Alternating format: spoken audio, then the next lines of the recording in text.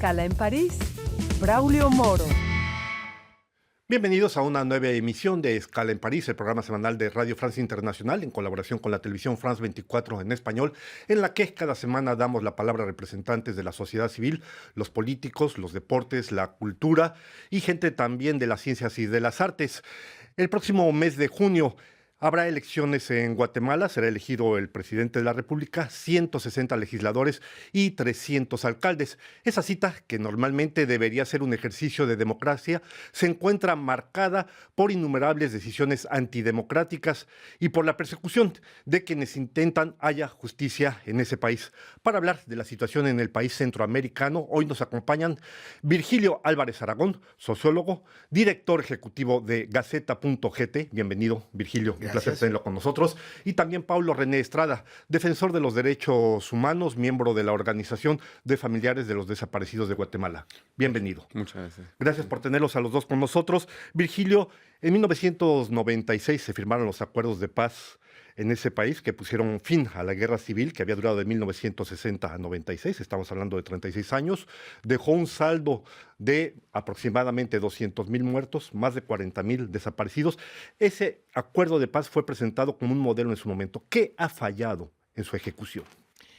Básicamente, y gracias por la invitación, el problema es que los acuerdos de paz fueron firmados para tener una paz, para que nada cambiara en el país. Lamentablemente, fue un acuerdo que, en primer lugar, no se aprobaron como ley. Ya en el momento que llegamos a la consulta popular, se pierde la consulta popular y quedan como recomendación.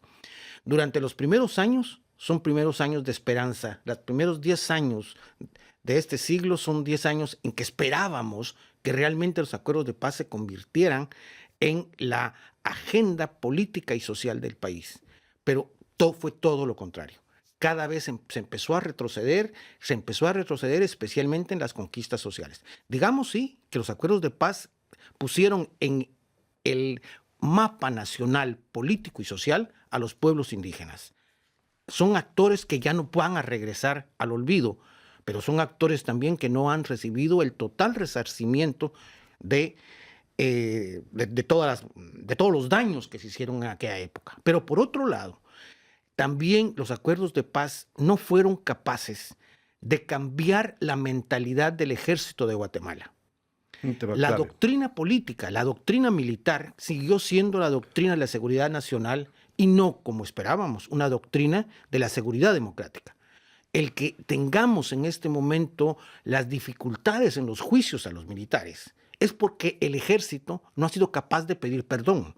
El ejército no ha formado a sus nuevos oficiales en una visión democrática. De acuerdo. Ese es el problema. Gracias. Ahora bien, Pablo René, justamente hay un documento que tiene que ver con la presencia de los militares en la política y en la vida social de Guatemala, un documento que se llama El Diario Militar, que narra lo que sucedió entre 1983 y 1985, donde estaban los militares en el poder. Habla de lo que sucedió con 195 personas, concretamente, víctimas de esa represión. Hay un elemento que surge de los acuerdos de paz del 96, que es la justicia transicional. ¿Qué es esto de la justicia transicional? Bueno, en Guatemala la justicia transicional lo que trata de juzgar, digamos, o de reparar son todas estas violaciones a derechos humanos que fueron parte de la política estatal genocida, la política estatal de desaparición forzada, la cual pues actualmente la vemos evolucionando a una política estatal de criminalización y persecución política, ¿no? La justicia transicional en Guatemala ha sido impulsada por las víctimas desde cuando todavía estaba el conflicto armado interno. Hay casos que se juzgaron en ese momento y han habido avances que han permitido, al menos en 25 sentencias a nivel nacional, poner sobre la mesa el sistema genocida, pero sobre todo una política estatal impulsada que le dio continuidad a la estrategia contrainsurgente enmarcada en la doctrina de seguridad nacional y en los manuales vigentes, manuales militares vigentes en la época, los cuales sabemos que existen, sabemos que fueron aplicados y que actualmente vemos que todavía los llaman de seguridad nacional. Pareciera que seguimos en la guerra, solo que ahora con votaciones, ¿no? Durante esa guerra, la mayoría de las víctimas fueron las comunidades indígenas de origen maya, notablemente. Este diario militar hace referencia a 195 víctimas. De manera breve, ¿qué significan esas 195 víctimas en un contexto donde hubo más de 200,000 muertos? Claro. El documento Diario Militar es un documento elaborado por una estructura o unas varias estructuras que integran el sistema clandestino y legal de inteligencia que estuvo vigente en la época. Las personas que se encuentran ahí detalladas fueron personas que fueron de interés para el ejército, para obtener información. Hay líderes campesinos, hay líderes sindicales, líderes estudiantiles y miembros de las organizaciones revolucionarias que estaban en ese momento tratando de derrocar a la dictadura de Óscar Humberto Mejía Víctores. De acuerdo.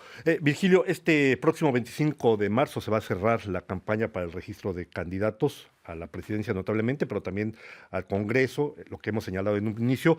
Ahora bien, el problema es que dos de las principales instancias que se supone deberían preservarse, el pilar de lo que es la democracia en ese país, el Tribunal Supremo Electoral y la Corte Suprema, pues se puede decir que han violado precisamente los principios de lo que sería esa democracia. Sí, es que el proceso de construcción de la nueva dictadura en Guatemala empezó con la salida de la Comisión Internacional contra la Impunidad. Vamos a volver sobre eso en Sí. 2019. Con la salida de la CICIG arranca todo el proceso de reconstrucción, de regresión a la situación de la Guatemala de los años 80. En consecuencia, lo primero que hizo el grupo en el poder fue controlar la Corte Suprema de Justicia. Llevamos 4 años en que debería haber sido electa y no ha sido electa la nueva Corte de Constitucionalidad. Eso es una malformación, ya es un hecho realmente lamentable, pero el Congreso no elige porque es una Corte Suprema de Justicia puesta a dedo para poder cumplir con todo lo demás. ¿Qué es todo lo demás? Controlar todo el sistema de justicia. Por eso los operadores de justicia han tenido que salir del país porque están siendo perseguidos por el propio sistema de justicia. Entonces, este proceso electoral es un proceso electoral marcado por un fraude electoral que ya se cometió. El no permitir participar a una de las fuerzas políticas que quedó en el 4º lugar de las elecciones pasadas, que es Telma Cabrera y el ex procurador de los derechos humanos, Jordán Rodas, esto hace que ya el sistema tiene las cartas marcadas. Cualquiera de los que lleguen al poder no van a cuestionar este sistema de cooptación de la justicia y de la economía del país. A este propósito, Paulo René, precisamente, desde el 2015 empezaron a haber señales de alarma de distintos organismos internacionales diciendo que no se estaban cumpliendo o que se estaba vetando lo que eran las instancias que tienen que garantizar la democracia y el ejercicio de la justicia en ese país. Hacíamos referencia ni más ni menos que en el 2019, por ejemplo, lo que fue la comisión que tendría que investigar una serie de hechos de corrupción en el país fue expulsada. Más recientemente, las instancias que habían sido creadas durante los acuerdos de paz también han sido cerrados. ¿En qué queda la justicia transicional en este sentido? Pues nosotros como víctimas seguimos impulsando los casos de justicia transicional. Nunca ha habido en Guatemala una buena voluntad de parte del Estado de querer y de los gobiernos de turno de querer juzgar estos delitos. ¿Por qué? Porque son los mismos violadores de derechos humanos, los mismos genocidas, los que ahora son los corruptos actuales, ¿no? Los que ahora ponen a los presidentes y los quitan. Eso ha mermado mucho también la capacidad del sistema de justicia. Ha habido persecución de casos emblemáticos que toca a estas personas. Digamos, en el caso Diario Militar fue capturado el general González Taracena, Marco Antonio González Taracena. Esta persona fue ministro de la Defensa y fue uno de los fundadores del partido FS Nación que llevó a Jimmy Morales al poder y actualmente Alejandro Yamatei con el partido Vamos. Entonces vemos que también todas estas instancias del sistema de justicia han tratado de ser desmanteladas o debilitadas por los mismos actores del pasado y del presente, ¿no?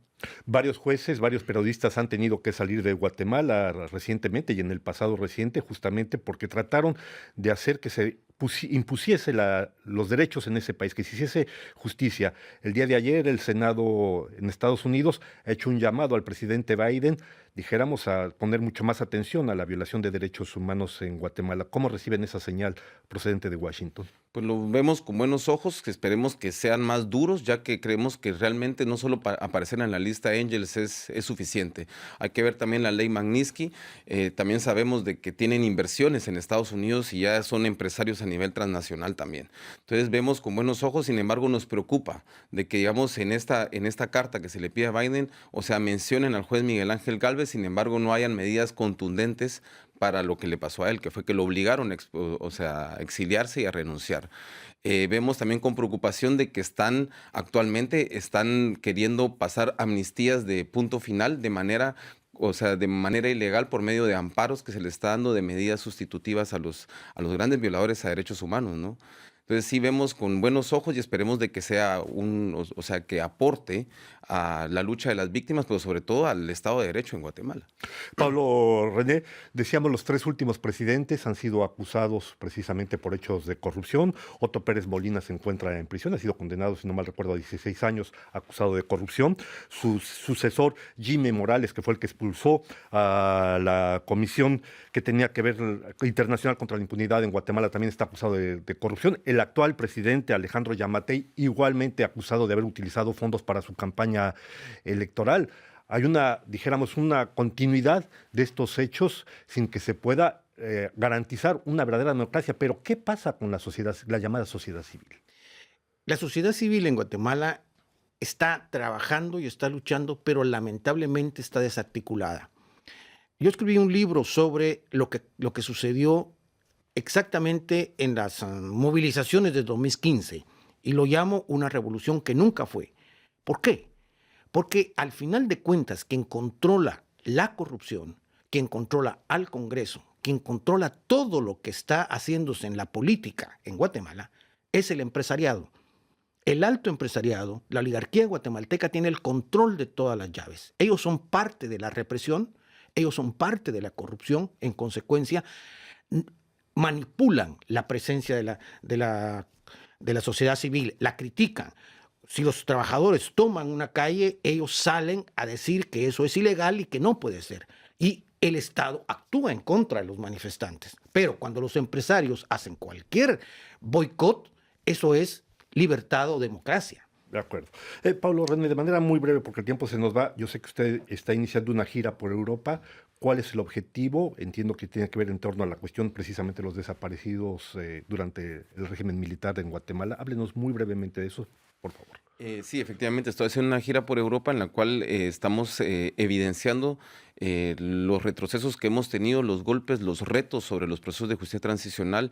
También estamos denunciando las decisiones arbitrarias e ilegales que se están emitiendo de las cortes, que están cooptadas en cuanto a las amnistías de punto. Pareciera que quisieran implementar una política de olvido y de impunidad, y sobre todo se nota que en los últimos 3 gobiernos hay un desprecio por las víctimas. O sea, realmente no hay una voluntad política de querer escuchar y querer solventar los crímenes que se cometieron por parte del Estado y el terrorismo que ejerció el Estado hacia las víctimas guatemaltecas y guatemaltecos, que pues seguimos luchando por encontrar a los 45,000 detenidos desaparecidos. Pues el tiempo se nos va. Yo agradezco a Virgilio Álvarez Aragón su presencia en esta escala en París, lo mismo que a Pablo René Estrada.